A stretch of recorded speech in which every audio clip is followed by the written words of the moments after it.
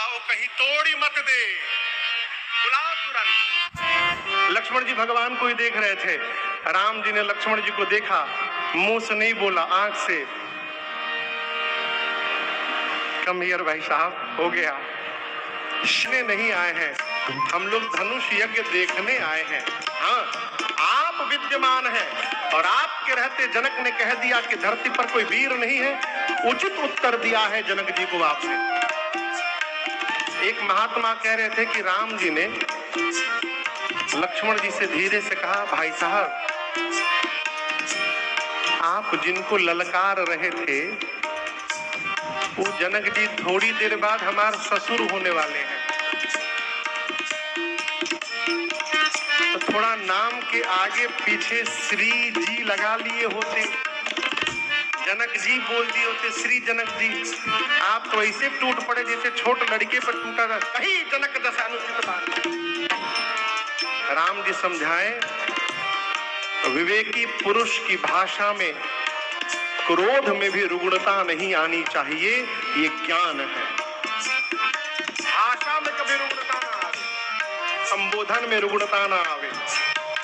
इधर विश्वामित्र जी ने समय का विचार किया, बोले अते, बोले अते।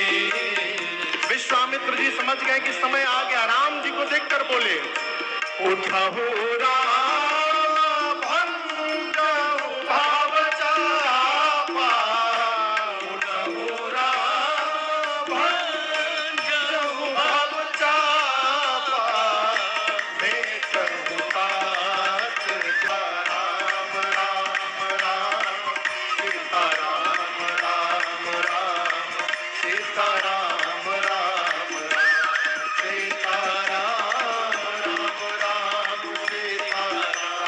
राम राम, सीता राम राम राम, सीता राम राम राम, सीता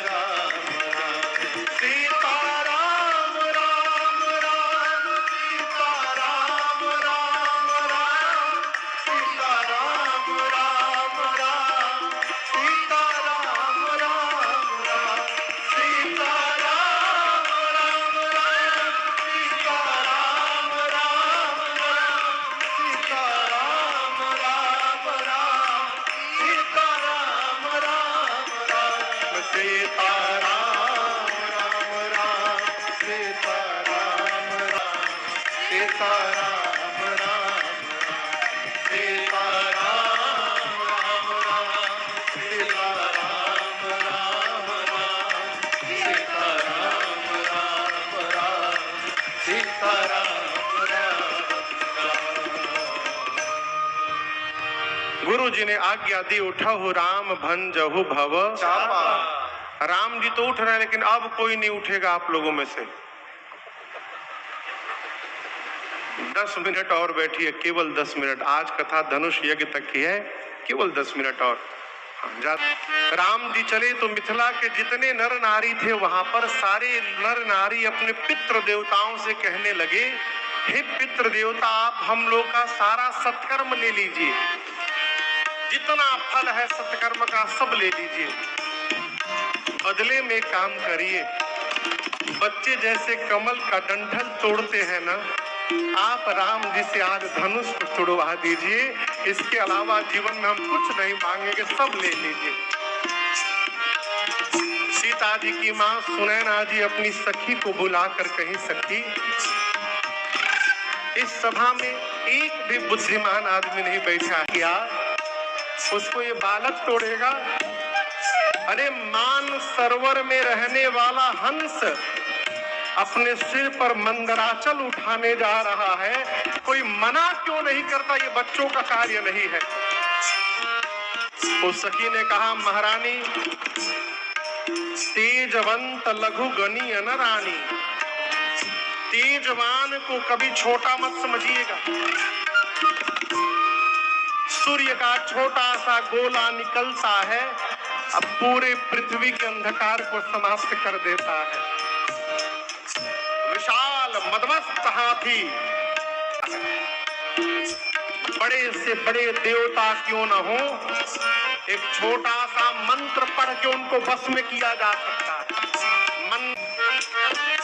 देवता मंत्र के अधीन है।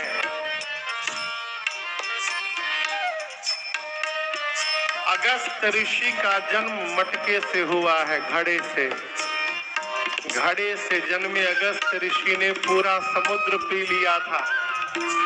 कामदेव पुष्प का बाण चलाते हैं, विश्व पर विजय प्राप्त कर लेते हैं। मेरी मानिए, जिसको आप छोटा समझ रही हैं, वही आज बड़ा कार्य करके दिखाने वाला है। भरोसे में रहिए आप भगवान से। गणेश जी से कहती है, गणपति जी आप कितने भारी हैं, लेकिन मूषक पर बैठते समय हल्के हो जाते हैं ना। जैसे मूषक पर बैठते समय आप हल्के हो जाते हैं, आज इस धनुष को हल्का बना दीजिए। देवताओं से प्रार्थना करते करते सीता जी धनुष से प्रार्थना करती हैं, हे शिव जी के धनुष, अब मुझे केवल आपका ही भरोसा है। एक काम करिए, आप में जितना भार है, प्रभु जैसे आपके पास आवे, अपना सारा भार इन मूर्खों के सिर पर रख के और आप हल्के हो जाइए। आज भगवान ने मां की व्याकुलता को देखी और धनुष लखन लखेऊ रघुवंश मणि ताकेऊ हर को। लक्ष्मण जी देखे कि भैया धनुष को देख रहे हैं, यानी उठाने वाले हैं। लक्ष्मण जी जहां थे वहीं खड़े भय, दाहिने पांव से धरती दबाने लगे। लोग समझने लगे कि लक्ष्मण जी धरती क्यों दबा रहे हैं। लक्ष्मण जी पांव से धरती दबाकर कहने लगे, हे शेष ना होइए, भैया धनुष उठाने वाले हैं, धरती को पकड़ लीजिए। कहीं ऐसा ना हो कि धनुष के साथ साथ धरती ही ऊपर उठ के चली आए, आप लोग धरती को पकड़ लीजिए। सबको सावधान किया।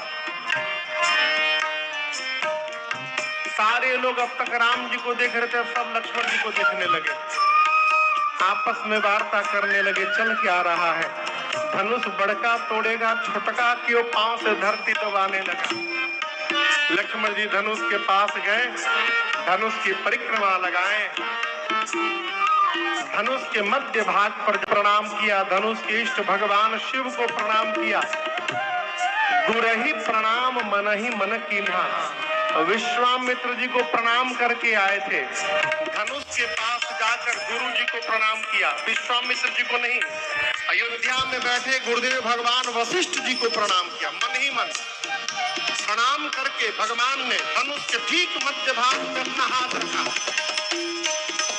जैसे भगवान ने धनुष लिया है, उसी समय बिजली की चकाचौंध चमकी, और जितनी देर के लिए बिजली चमकती